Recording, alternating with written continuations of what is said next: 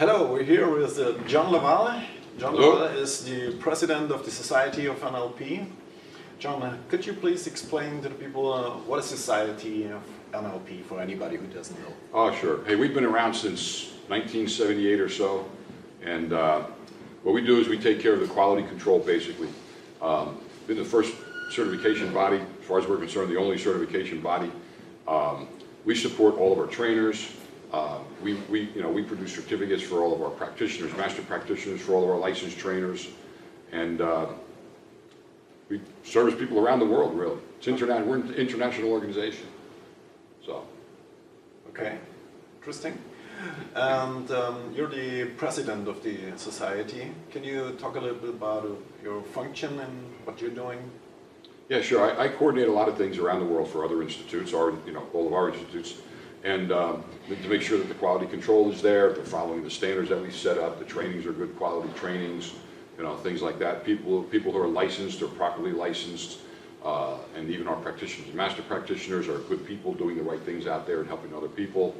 I get to do a lot of different things, I guess, and I watch all the certificates coming through and all the license agreements coming through, okay, and all that kind of stuff too. So. Okay. Sounds like a lot of work, and on the other side, you're still on the training with Richard today. Yeah. This evening, you're on stage here. Yeah, I've been with Richard. I've been with Richard a long time, actually. Yeah. And so I do quite a bit of I do most of the trainings with him, actually, when he's traveling outside. Even on Orlando, everywhere, Germany, wherever Richard goes, I usually go with him. Okay, so to speak, we can say you know Richard very well. Pretty well, I would say. Yeah. What do you think? What is so special about Richard Bandler? Ah, boy, I tell you, Richard is very generous, actually, and he's really a very kind person, actually. Okay. Sometimes he can seem like he's a little gruff, of course. Yeah. And that's only because of some of the strategies he has to use in order to get people to learn some things. Yeah. Like I said, I've known Richard a long, long time. He's done a lot of things, a lot of good things to help thousands and thousands of people. Uh-huh. So that's the Richard that I know. Okay, yeah. Fantastic. Let's talk a little bit about NLP and NLP training. That's your domain. And what you do, would you like to recommend somebody who is looking for NLP training or want to take a practitioner course, something like that? Well, I think this is important because there's a lot of different things about NLP that are out there. Some are pretty good, some aren't very good at all, actually. I would suggest people do one of two things. Do really good research, number one. Yeah. NLP was started by two guys, Richard Bandler and John Grinder. I mean, that's where it really started from. And then from that point on, from the late 70s, other people have done trainings. Richard Bandler's still doing trainings, I have to tell you. Yeah. And his trainers stay on top of things. You're here, you're in Italy right now. So you stay updated, you want to know what's going on. We have quite a few trainers. They come back from time to time to stay updated because Richard's always coming up with some new things. Yes. And so, I would say to them, if they want to look for a good training, they should go to like NLPtrainers.com is a good place to go, and they could do a search under their country and see who's there. Mm-hmm. And if someone tells them that they're a Richard Bandler's trainer, they can look on that site, and if the person's not in there, then they should contact me. Okay. Because a lot of people out there say that they do trainings for Richard, they're one of his trainers, when in fact they're not.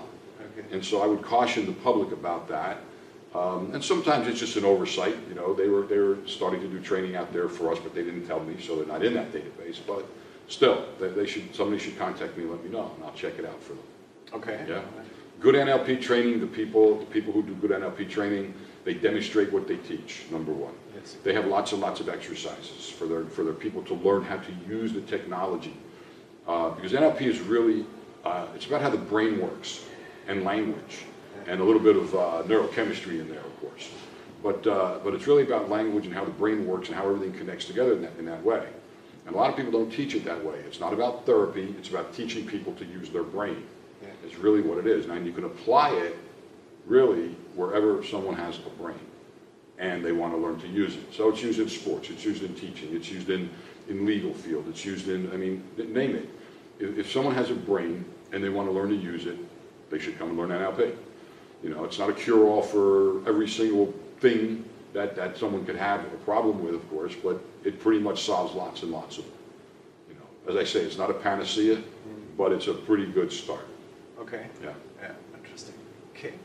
And let's talk a little bit about NLP and the NLP training. I mean, there's a lot of stuff out there. There's teachers, they teach different kind of models and stuff, and sometimes there's stuff in there that shouldn't belong there, or what should be included in an NLP training and maybe what not?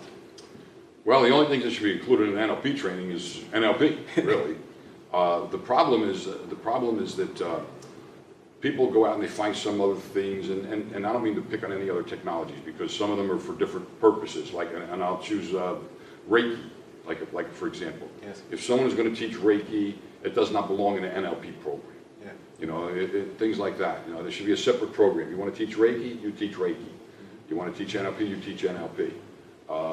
You know, they can contact any one of the trainers and find out exactly what they have inside their program.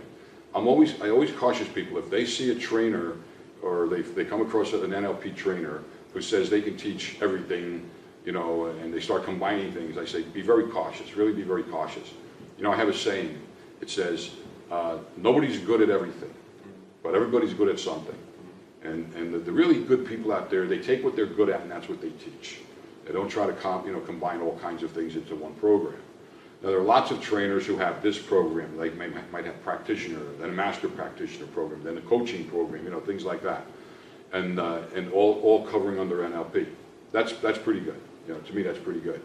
When they start mixing up other things that are not NLP, I mean, you know, video recording NLP. You know, using NLP to video record it should not belong in a practitioner program. Okay. If you want to teach NLP communication skills to accountants, that's good. You know, that's good. But to say I'm going to teach you accounting and NLP together, that's not so good. You know, I think it's very confusing out in the marketplace. So, yeah. Okay. Thank you very much for your time. This was John Valle, President of the Society of NLP. Thank you, John. Thank you, Thomas. Thank you. Thank you. Okay, thank you. See you again. Yeah.